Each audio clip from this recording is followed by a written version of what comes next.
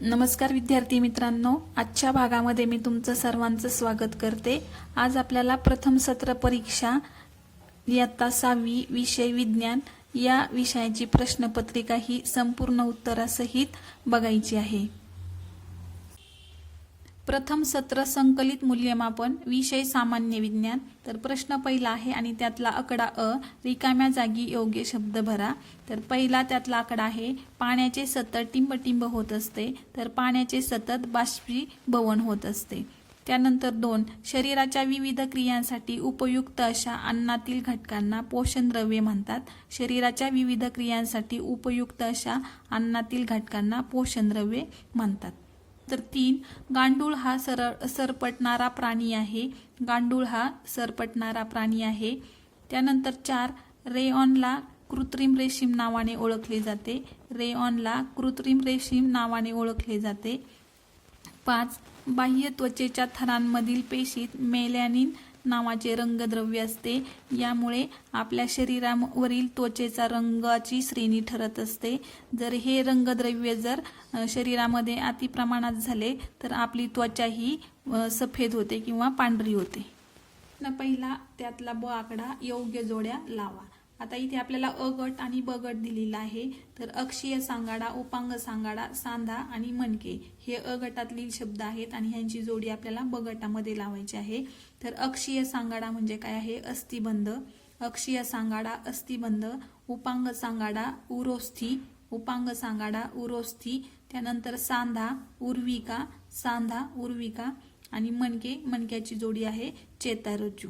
मणके चेतारज्जू। तर प्रश्न दुसरा आहे आणि त्यातला आकडा अ, चुटकी बरोबर ते लिहा। पहिला आकडा, शरीराच्या बाह्य आवरणाला त्वचा म्हणतात। शरीराच्या बाह्य आवरणाला त्वचा म्हणतात हे विधान बरोबर आहे। 2, जमीन आणि मृदा ही एकच असते। जमीन आणि मृदा ही एकच असते हे विधान चुकीचं आहे। 3, अमिबा हा बहुपेशीय प्राणी आहे। तर अमिबा हा बहुपेशीय प्राणी आहे हे विधान चुकीचं आहे। 4, खाणकाम उद्योगाने भूकंपाचे प्रमाण वाढते। खाणकाम उद्योगाने भूकंपाचे प्रमाण वाढते हे विधान बरोबर आहे। प्रश्न दुसऱ्यामधला आकडा ब, एका वाक्यात उत्तरे लिहा। एका वाक्यात उत्तरे लिहा। तर प्रश्न पहिला आहे, ॲनिमिया होण्याची कारणे कोणती आहेत? ॲनिमिया होण्याची कारणे कोणती आहेत? तर ह्याचं उत्तर आहे, रक्तातील लोहाचे किंवा हिमोग्लोबिनचे प्रमाण कमी झाले तर काय होतो? ॲनिमिया होतो। रक्तातील लोहाचे किंवा हिमोग्लोबिनचे प्रमाण कमी झाल्यानंतर ॲनिमिया हा आजार होतो। त्यानंतर दुसरा प्रश्न आहे, जलपर्णी पाण्यावर का तरंगते? जलपर्णी पाण्यावर का तरंगते? तर ह्याचं उत्तर आहे, जलपर्णी पाण्यावर तरंगण्याचे मुख्य कारण म्हणजे तिच्या पानांमध्ये आणि देठांमध्ये असलेली हवेची पोकळी आणि तिचे वजन हे हलके असते, म्हणून जलपर्णी पाण्यावर तरंगते। प्रश्न तिसरा, धातू कसे मिळतात? तर धातू आपल्याला कच्च्या धातूमधून माती, वाळू, दगड आणि इतर काही अशुद्ध जे पदार्थ असतात ते पदार्थ वेगळे करून आपल्याला धातू हे मिळतात। ते प्रश्न तिसरा आहे, त्यातला आकडा अ, पुढील प्रश्नांची थोडक्यात उत्तरे लिहा। जंक फूड म्हणजे काय? जंक फूडचे सेवन जास्त प्रमाणात केल्यास काय होते?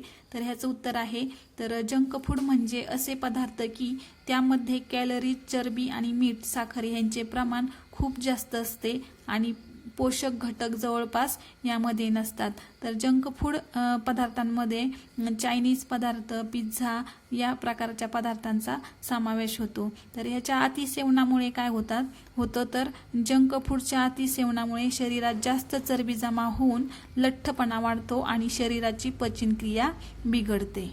प्रश्न दुसरा आहे, टेरेलियनचा धागा कसा बनवतात? टेरेलियनचा धागा कसा बनवतात? तर टेरेलियन धागा हा एक कृत्रिम पॉलिस्टर धागा आहे। टेरेलिन धागा हा एक कृत्रिम पॉलिस्टर धागा आहे। हा धागा पेट्रोलियम पदार्थांपासून मिळविलेल्या रासायनिक संयुगाचा वापर करून तयार केला जातो।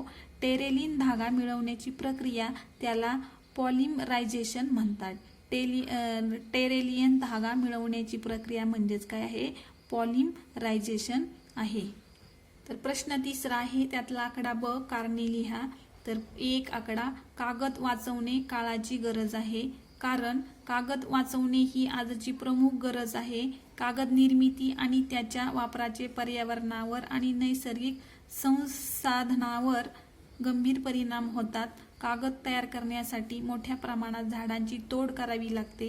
कागद वाचविल्यास जंगलतोड कमी होणार आहे. म्हणून आपल्याला कागद वाचवणे ही काळाची गरज ठरलेली आहे. नंतर प्रश्न दुसरा आहे, प्लेटमध्ये उघड्यावर ठेवलेले रॉकेल नाहीसे होते. तर कारण ह्याचं काय आहे, तर याचे मुख्य कारण बाष्पीभवन आहे. तर ह्याचे मुख्य कारण काय आहे, बाष्पीभवन आहे. बाष्पीभवन प्रक्रिया, रॉकेल हे बाष्पीभवन होणारा द्रव आहे आणि या द्रवाचे रेणू सतत गतिमान असतात. तर आपण जर बघतो तर पाण्याचे सुद्धा काय होते, बाष्पीभवन होत असते. हे प्रश्न चौथा आहे, त्यातला आकडा अ, फरक स्पष्ट करा. तर आता इथे आपल्याला वृक्ष दिला आहे आणि इथं झुडूप दिला आहे आणि ह्या दोघांमधला फरक आपल्याला स्पष्ट करायचा आहे. तर वृक्ष हे उंच, मोठे व भव्य असतात. वृक्ष हे उंच व मोठे आणि भव्य असतात आणि झुडूप हे लहान मध्यम आकाराचे असते. तर त्यानंतर वृक्ष हे 6 मीटर उंचीपेक्षा जास्त उंच असते किंवा मोठे असते आणि झुडपाची उंची ही 6 मीटरपेक्षा कमी असते. वृक्षामध्ये एकच मुख्य खोड असते. वृक्षामध्ये एकच मुख्य जाड खोड असते. तर झुडपामध्ये अनेक खोड असतात. फांद्या जमिनीपासून उंचावर असतात. वृक्षाच्या फांद्या ह्या जमिनीपासून उंचावर असतात. फांद्या याच्या खालीच असतात झुडपाच्या. वृक्ष जीवनकाळ हा जास्त असतो. वृक्षांचा जीवनकाळ हा जास्त असतो. उदाहरणार्थ आंबा, वड, पिंपळ.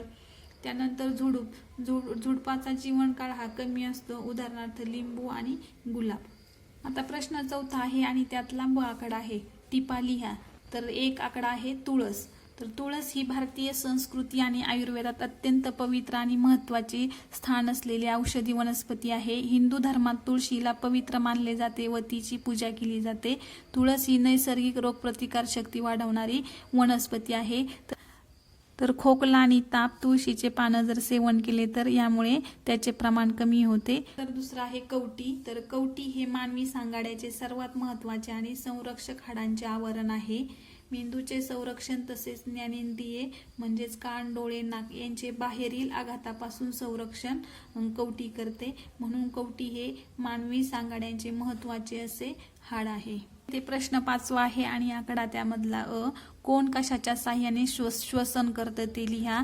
तर मासे हे कल्ल्यामार्फत श्वसन करतात, कल्ले. त्यानंतर अळी ही श्वसन नलिका. त्यानंतर गांडूळ हे ओली